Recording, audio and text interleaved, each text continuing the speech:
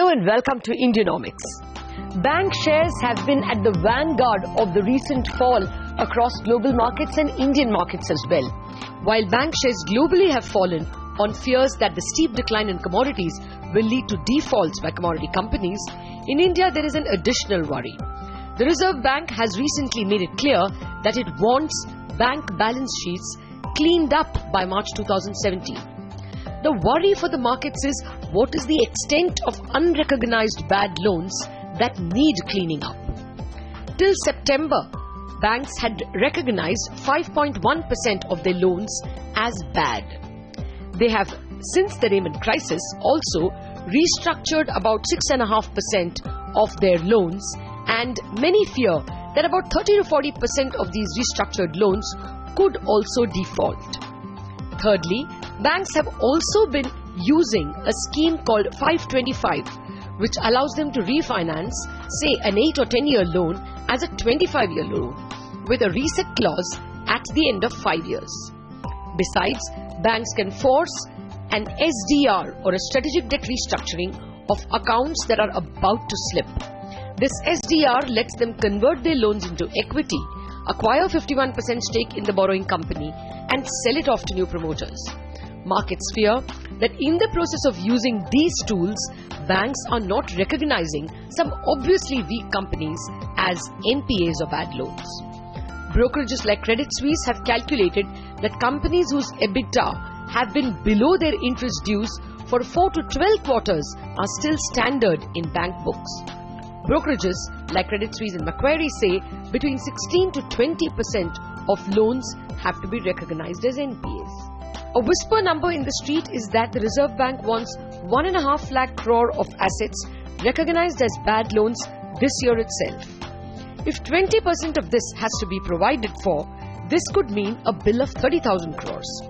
Next year, if a further 3 lakh crore has to be recognized, it means a further provisioning of 70,000 crores.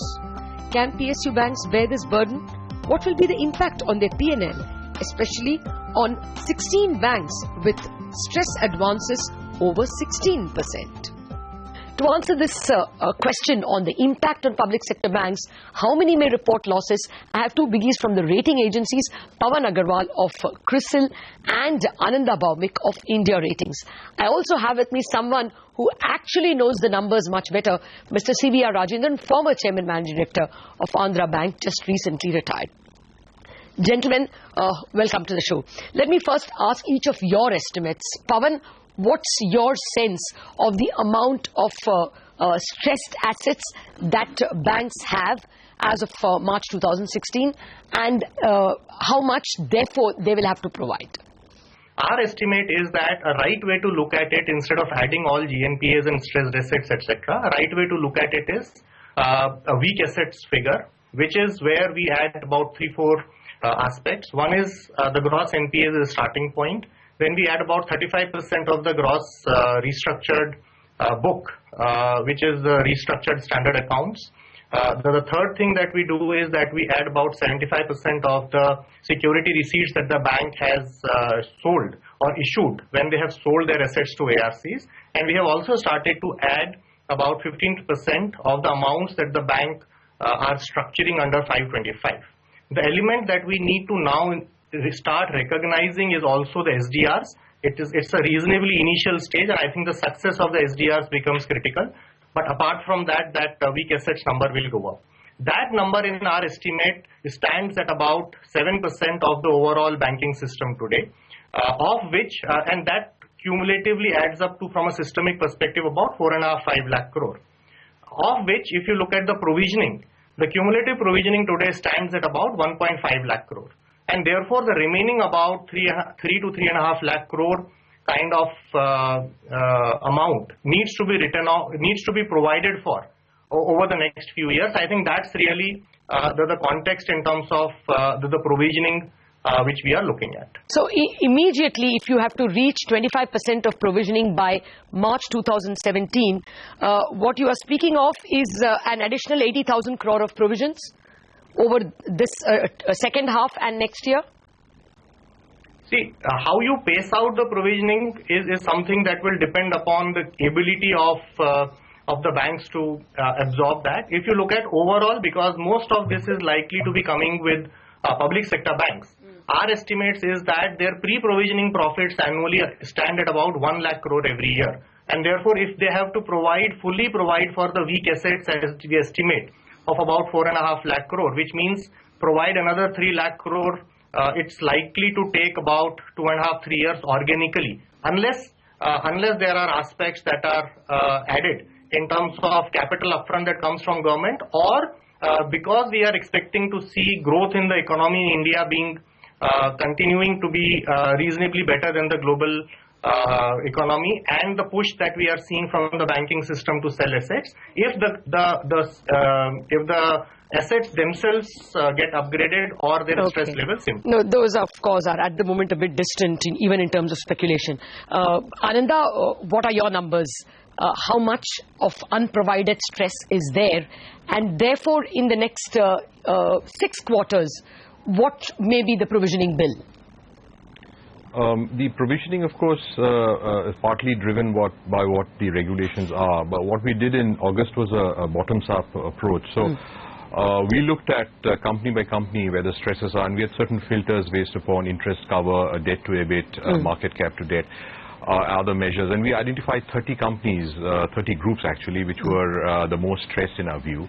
And in various stages of recognition, some of them were SMA1 and SMA2, some of them were not in these categories, were treated as standard. And we tried to figure out, because the arguments we were hearing at that point in time is that once the cycle turns, these projects are viable and would bounce back, and therefore doesn't require adequate provisioning. What we did was we've tried to figure out what would happen to their top line in a peak economic scenario, and then let's assume in 2018 or whenever the economy bounces back, what would be their debt service capabilities. And we realized unfortunately these companies have had a bit too much debt for even their peak servicing ability, and we also realized that they would probably need to shave off their debt by anywhere between 20 to 30%. And most of these companies were in the sectors that were already been identified. Iron and steel, infrastructure were obviously the leading ones, and a few in textiles. But that number, the extent of under-provisioning that the banking system apparently doesn't recognize at this point, but could be required over the next several years, came to about 1 lakh crores.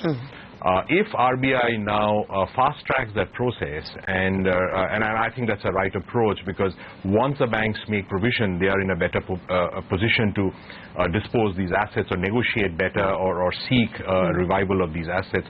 I think then an amount of about 1 lakh crore would need to be provided by the banking system over the next 6 quarters. Okay, and this will mean that at least the bottom, I think 16 banks that the RBI said have over 16% in terms of stress. So probably, 14 of them at least are public sector banks. You would see these reporting losses if not given capital? So we would think that most of the profits that the banks would generate over the next year or so, and keep in mind that we are still in a low interest rate regime, and so therefore NII is under pressure, we would think that most of the profits that these banks would generate would be required to make these provisions wherever there's a dip in capital. So growth capital would need to be supported by the government. And therefore, if the assumption earlier of the 70,000 crores that the government had budgeted, the assumption there was, of course, improving profitability. Since we are actually looking at a reversal, our sense is that requirement, that budgeting by the government would probably need to be stepped up significantly, probably doubled. Mr. Rajendran, what is your estimate? You see it from closer quarters. These gentlemen are speaking about 3 to 3.5 lakh crore of further stress that has to be recognized. What's your estimate? Could be a possibility. 3 to 3.5 lakh crores could be a possibility. And banking system has the ability to provide for it, as CRISIL report says. Maybe in another 2 years, the entire amount can be absorbed. And already 60% provision coverage is there in some banks. At least on an average, about 50% provision coverage is there. The stress seems to be, the problem seems to be in 3 accounts. As far as the 150 accounts are concerned, when I talk to many banks, most of the banks say they already recognize this as an NPA and the provisions are already made. There is nothing new. This case of divergence was found out by the AFI reports all through the years, and this was done in the first quarter itself for all the banks together, a coordinated approach. So there is nothing new. These 150 accounts may not create a tremendous pressure. I understand those banks which are not provided for it will be in a position to absorb it in the next 2 quarters. That is the December quarter and March quarter, it will be completely provided for.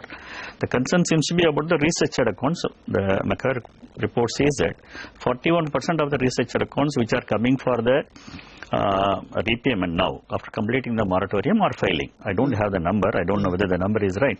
Presuming that it is right, which means about 20% of the accounts, restructured accounts, ought to be provided for. That is a mind-boggling number for us. If that number is true, probably the provision coverage should start right from now. I think RBI has already sounded the people to start providing for the restructured accounts more than the 5% which we already have. Already 5% provision is made as per the RBI rules.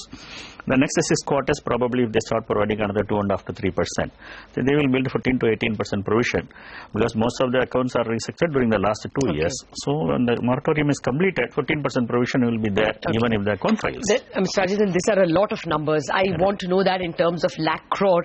So we will give ourselves a break. More detailed analysis in a minute.